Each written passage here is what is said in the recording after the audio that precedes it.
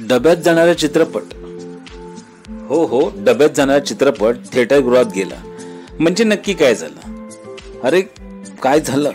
मी नेहमी असा प्रसिद्ध अभिनेता आहे की जेणेकरून मला असं वाटतं की चित्रपट बंद व्हावा. तुम्ही म्हणाल की असा कसा याचा विचार? खरं सांगायला गेलो तर दिग्दर्शक आणि कधी कधी कॅमेरामॅन किंवा आणि कोणी जर टाइमपास करत असतील तर मी सरळ सरळ सांगतो, अरे जर तुम्हाला निर्मात्याचे पैसे फुकट घालवायचे असतील ना तर चित्रपट बंद करा, फालतू टाइमपास करू नका. आणि पण मला असं वाटायचं की हा चित्रपट झाला पाहिजे, कारण ही वेगळी गरज वाटली मला. आणि मी स्वतःहूनच मागे लागलो की हा चित्रपट कसा पूर्ण होईल. व्हिडिओ सुरू करण्याबरोबर जर व्हिडिओ काही आवडला असेल तर व्हिडिओला लाईक आणि सबस्क्राईब नक्की करा. चला तर मला असं वाटत होतं की हा चित्रपट बंद होऊ नये, कारण कुठेही काही अडलं तर मी त्यांची समजूत घालत होतो आणि पुन्हा चित्रीकरण सुरू करत होतो. चित्रीकरण करताना भरपूर अडथळे येत होते, कारण जंगल विभागात चित्रीकरण करताना मोठे मोठे डास चावायचे. कधी कधी तर असं वाटायचं की त्या पाली पाहिल्या तर असं वाटायचं की ह्या जर अजून जाड्या असतील ते हा मगरी होतील. आणि या अशा अवस्थेमध्ये, अशा परिस्थितीमध्ये त्या जंगल विभागात शूटिंग करताना खूपच त्रास आणि खूप हालापेष्टा सहन करून खूप ताकदीने आणि खूप मेहनतीने हा चित्रपट बनवलाय. घात, हो घात.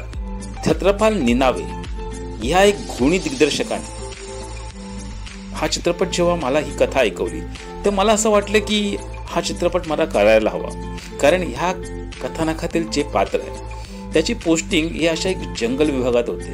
आणि खरं सांगू, जर माणूस कुठलाही कसाही किंवा कसाही वागणारा असो, विचित्र वागणारा असो, त्याची एकदा तरी पोस्टिंग अशा ह्या जंगल विभागात झाली पाहिजे. कारण तिथे आपल्या इकडे जशी माणसं फिरतात तशी जंगलातील जनावरं तिथे सहजरित्या फिरतात आणि माणसांची आणि त्या जनावरांची कधी कधी तर समोरासमोर भेट सुद्धा होते.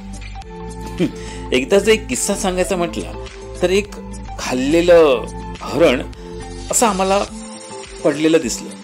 सगळ्यांचीच हवा खराब झाली. म्हणजे ह्याचा अर्थ असा होतो की इथे कुठेतरी वाघ नक्की असणार. आणि असंच मला एक तिथे शेतकरी भेटला आणि मी त्याला विचारलं सुद्धा, अरे इथे असं असं घडलं, इथे कुठे वाघ असेल का? त्यांनी मला असं सांगितलं की वाघ तर रोज तर माझी त्याची समोरासमोर भेट होते, म्हणजे तो मला ओळखतो. म्हणजे तो व्यक्ती कलकत्त्यावरनं पोटा पाण्यासाठी इथे आला होता आणि तो आमच्या शूटिंगच्याच बाजूला एका झोपडी करून वस्तीत होता. कधी कधी त्याच्या झोपडीत जाऊन बसलं की असं वाटायचं की निसर्ग आणि माणूस हा किती छान संगम आहे ना. जी शांतता आणि नीरव शांतता तिथे मिळायची ना, मी तुम्हाला त्याचं वर्णन करू शकत नाही. पण हा चित्रपट तुम्ही चित्रपटगृहात जाऊन नक्की बघा, कारण ह्याची जी वास्तविकता आणि जे जंगलातलं जे वास्तविक स्वरूप आहे ते तुम्हाला थिएटरमध्ये अनुभवता येईल, असं जितेंद्र जोशी सांगतात.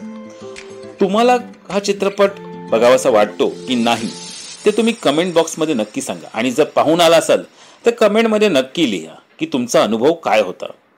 चला तर भेटू एक नवीन व्हिडिओ. तोपर्यंत पाहत राहा मराठी रिव्ह्यू.